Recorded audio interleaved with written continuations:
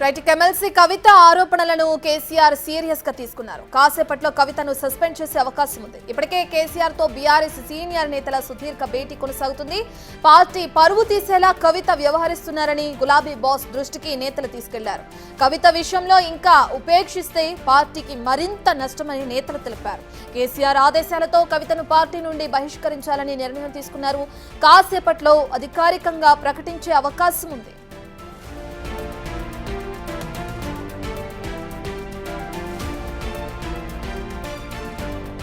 Right, ఇక మనం చూస్తున్నాం నిన్న కవిత కొన్ని వ్యాఖ్యలు చేశారు. ఇక ఎమ్మెల్సీ కవిత చేసిన వ్యాఖ్యలకి సంబంధించి ఇప్పుడు పార్టీ అధిష్టానం సీరియస్ గా వ్యవహరిస్తుందని చెప్పుకోవచ్చు.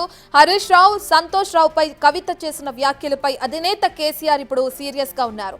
ఇక టీఆర్ఎస్ పార్టీ నుంచి కవితను సస్పెండ్ చేస్తూ కూడా నిర్ణయం తీసుకునే అవకాశం కనిపిస్తుంది.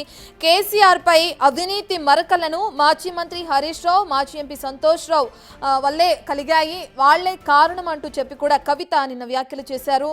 నిన్న సాయంత్రం కవిత వ్యాఖ్యలు వల్ల అటు బీఆర్ఎస్ వర్కింగ్ ప్రెసిడెంట్ కేటీఆర్ తో పాటు పార్టీ సీనియర్ నేతలతో అటు కేసీఆర్ భేటీ అయ్యారు. కవితకు సంబంధించి ఇప్పుడు సీరియస్ యాక్షన్ తీసుకోకపోతే పార్టీకి మరింత నష్టం కలిగించే అవకాశంగా ఉంది అని చెప్పి కూడా అటు పార్టీ నేతలందరూ కూడా కేసీఆర్ తో మాట్లాడడం, కేసీఆర్ కి తెలపడంతో కేసీఆర్ ఆదేశాలతో కవితను పార్టీ నుంచి బహిష్కరించే నిర్ణయం తీసుకున్నట్లు తెలుస్తుంది. ఇక దీనికి సంబంధించి అధికారిక ప్రకటన మరి కాసేపట్లో వచ్చే అవకాశం కూడా కనిపిస్తుంది. నిన్న కవిత చేసిన వ్యాఖ్యలకు సంబంధించి ఇప్పటివరకు ఎవరూ స్పందించలేదు. ప్రధానంగా హరీష్ రావుని టార్గెట్ గా చేసుకుని కవిత వ్యాఖ్యలు చేశారు. దీని తర్వాత కేటీఆర్ హరీష్ రావుకి సంబంధించిన ఒక పోస్ట్ ని ట్యాగ్ చేయడం కూడా ట్విట్టర్ లో ఎక్స్ వేదికగా మనం చూసాం.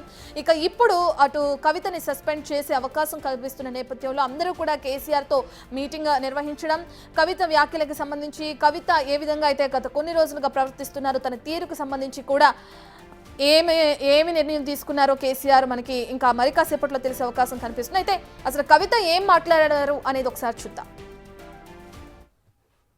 కొంతమంది కేసీఆర్ గారి పక్కన ఉన్నటువంటి వాళ్ళు కేసీఆర్ గారి పేరు చెప్పుకొని అనేక రకాలుగా లబ్ధి పొంది వారు చేసినటువంటి అనేక చెత్త పనుల వల్ల ఇవాళ కేసీఆర్ గారి పేరు బద్నామయ్యే పరిస్థితి వచ్చింది. అయినా మళ్ళీ వాళ్ళనే మోస్తాం, అయినా మళ్ళీ వాళ్ళనే ముందుకు తీసుకెళ్తామని అనుకుంటే పార్టీ ఎట్లా ముందట్టుకుపోతుంది? ఒక బిడ్డగా నిజంగా నేను బాధపడతా ఉన్నాను. ఇవాళ 5 సంవత్సరాలు ఇరిగేషన్ మంత్రిగా చేసినటువంటి హరీష్ రావు గారిది మేజర్ పాత్ర లేదా దీంట్లో? అందుకే కదా కేసీఆర్ గారు వారిని సెకండ్ టర్మ్లో తప్పించిండ్రు. ఈ మొత్తం కాళేశ్వరం ఎపిసోడ్లో కేసీఆర్ గారికి మరక అంటిందంటే 2-3 వ్యక్తులు కారణం. మాజీ రాజ్యసభ సభ్యుడు ఒకలైతే, హరీష్ రావు గారు ఒకలైతే, మేఘా కృష్ణారెడ్డి గారు ఇంకోటి, మేఘానో బోగానో ఏదో. పూర్తి డీటెయిల్స్ అందించడానికి అసోసియేట్ ఇన్పుట్ ఎడిటర్ నగేష్ అందుబాటులో ఉన్నారు. నగేష్, మనం చూస్తున్నాం కవిత చేసిన వ్యాఖ్యలకి సంబంధించి కేసీఆర్ది ఎక్కడా తప్పు లేదు అని చెప్తూనే పార్టీలో ఉన్న కొంతమందిని టార్గెట్ చేస్తూ చేసిన వ్యాఖ్యలకి బీఆర్ఎస్ ఎటువంటి యాక్షన్ తీసుకునే అవకాశం కనిపిస్తుంది? ఎందుకంటే కేసీఆర్ ముద్దుల కూతురు కవిత పైన నిజంగా సస్పెండ్ వేటు వేసే అవకాశం కనిపిస్తుంది అనుకోవచ్చు. సస్పెన్షన్కు రంగం సిద్ధమైందని చెప్పి బీఆర్ఎస్ నేతల నుంచి మనకు కొన్ని ఇన్పుట్స్ అందుతున్నాయి. అది అధికారికంగా బీఆర్ఎస్ ట్విట్టర్ హ్యాండిల్ నుంచి ప్రకటన చేస్తారా, లేదంటే వ్యక్తిగతంగా బీఆర్ఎస్ పార్టీ నేతలు తెలంగాణ భవన్ నుంచి ప్రకటన చేస్తారనేది కాసేపట్లో తెలిసే అవకాశం కనిపిస్తుంది. మరో గంట టైం అయితే పట్టే అవకాశం ఉందని చెప్పి బీఆర్ఎస్ నేతలైతే కొంతమంది ఆఫ్ ద రికార్డులో మాట్లాడుతున్నారు. కవిత నిన్న ప్రెస్ మీటు సంచలనంగా మారింది. తన సొంత బావ హరీష్ రావు పైనే, మాజీ ఇరిగేషన్ శాఖ మంత్రిగా ఉన్న హరీష్ పైనే బాణం ఎక్కుపెట్టి ఇష్టం వచ్చిన రీతిలో మాట్లాడింది. అవినీతి అనకొండలని చెప్పి ఇద్దరిని అందులో కోడ్ చేసింది. ఒకరు అన్న సంతోష్ రావు అయితే మరొకరు బావ హరీష్ రావు అని. మొత్తానికైతే కుటుంబ పార్టీలో తగాదాలు చాలా దూరం వెళ్ళిపోయాయి. కవిత చేసిన మాటలు ఏవైతే ఉన్నాయి తెలంగాణ రాష్ట్రంలో వివిధ రాజకీయ వర్గాల్లో సంచలనం రేపుతున్నాయి.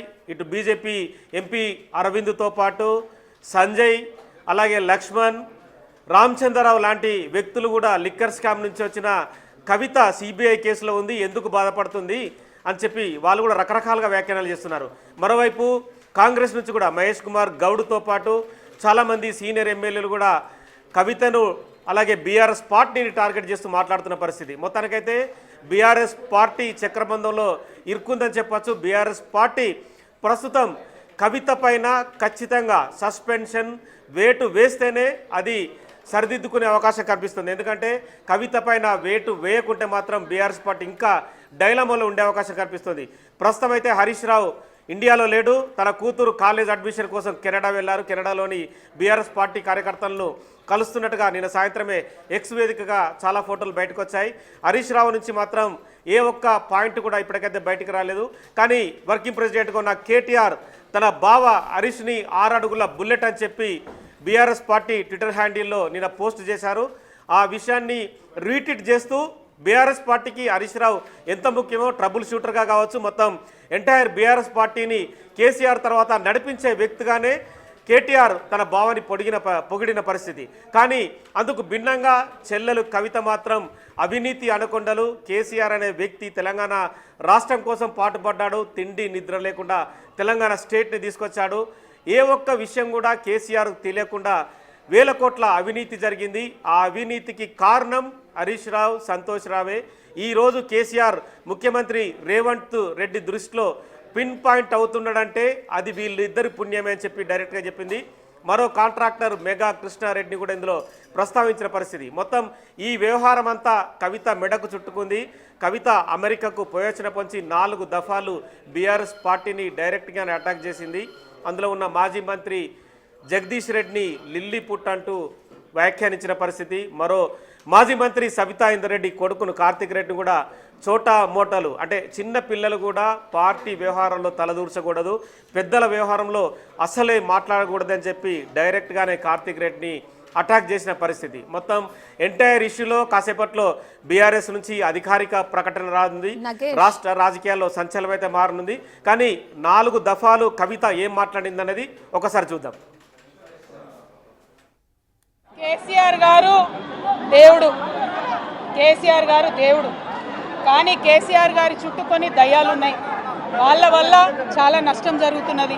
పార్టీలో ఉండేటటువంటి నేను కేసీఆర్ గారి కూతుర్ని అంతరంగికంగా నేను రాసినటువంటి లేఖనే బయటికి వచ్చిందంటే మరి ఇతర సామాన్యుల సంగతి, ఇతరుల పరిస్థితి ఏంటి?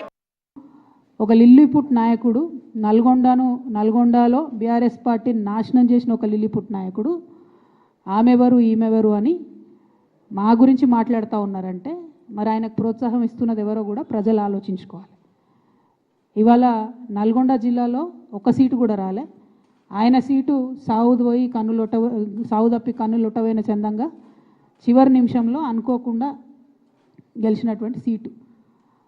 ఎన్నడూ ప్రజా ఉద్యమాలు చేయలే. కేసీఆర్ గారు లేకపోతే మరి నువ్వెవరు? అది కూడా ఆలోచించుకోవాలి కదా. కేసీఆర్ గారు లేకపోతే బీఆర్ఎస్ పార్టీలో ఉన్న ఏ నాయకుడైనా ఎవరు? ప్రజలకు మనందరినీ పరిచయం చేసింది కేసీఆర్ గారే కదా. ఈ పెద్ద పెద్ద కాంట్రాక్టర్లు అందరితో కుమ్మక్కై కేసీఆర్ గారు ప్రజల కోసం ఆలోచన చేస్తే, నీళ్ళ కోసం ఆలోచన చేస్తే, వీళ్ళు సొంత వనరుల కోసం, డెవలప్మెంట్ కోసం, ఆస్తులు పెంచుకోవడం కోసం ఆలోచన చేసి ఇవాళ మీ వల్ల రేవంత్ రెడ్డి లాంటి వ్యక్తి, తెలంగాణ ఉద్యమానికి సంబంధం లేని వ్యక్తి, కేసీఆర్ గారి కాలి గోటికి సరిపోని వ్యక్తి, ఆయన నిలబడి కేసీఆర్ గారిని చేయెత్తి చూపించి కేసీఆర్ గారి మీద సిబిఐ ఇవాళ నేను వేస్తా అని చెప్తున్నాడంటే కారణం ఎవరు దీనికి? నేను భరించిన ఇదే హరీష్ రావు గారు, ఇదే సంతోష్ రావు గారు అనేక కుట్రలు చేసినా కూడా భరించిన.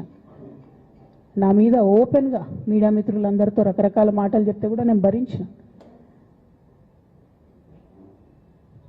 నా పర్సనల్ అటాక్కి నేను ఎప్పుడు కూడా వాళ్ళను ఇంతవరకు పేరు పెట్టి పిలవలేదు, మాట్లాడలేదు. ఫస్ట్ టైం చెప్తున్నా. నేను ఎందుకోసం చెప్తున్నా? కేసీఆర్ గారికి ఈ వయసులో సిబిఐ ఎంక్వైరీ ఏందండి? ఎందుకోసం ఆ కర్మ పట్టింది? ఎందుకు భరించాలి? ఇటువంటి వాళ్ళని చూస్తూ ఎందుకోసం ప్రొటెక్ట్ చేసుకోవాలి? బీఆర్ఎస్ పార్టీ తమల కోపం రావచ్చు, కానీ వాస్తవాలు చేదుగున్నా అప్పుడప్పుడు మాట్లాడుకుంటేనే, మందు తీసుకుంటేనే ఆరోగ్యం మంచిగా అవుతుంది. కొంతమంది కేసీఆర్ గారి పక్కన ఉన్నటువంటి వాళ్ళు కేసీఆర్ గారి పేరు చెప్పుకొని అనేక రకాలుగా లబ్ధి పొంది వారు చేసినటువంటి అనేక చెత్త పనుల వల్ల ఇవాళ కేసీఆర్ గారి పేరు బద్నామయ్యే పరిస్థితి వచ్చింది. అయినా మళ్ళీ వాళ్ళనే మోస్తాం, అయినా మళ్ళీ వాళ్ళనే ముందుకు తీసుకెళ్తామని అనుకుంటే పార్టీ ఎట్లా ముందట్టుకుపోతుంది? ఒక బిడ్డగా నిజంగా నేను బాధపడతా ఉన్నాను. ఇవాళ 5 సంవత్సరాలు ఇరిగేషన్ మంత్రిగా చేసినటువంటి హరీష్ రావు గారిది మేజర్ పాత్ర లేదా దీంట్లో?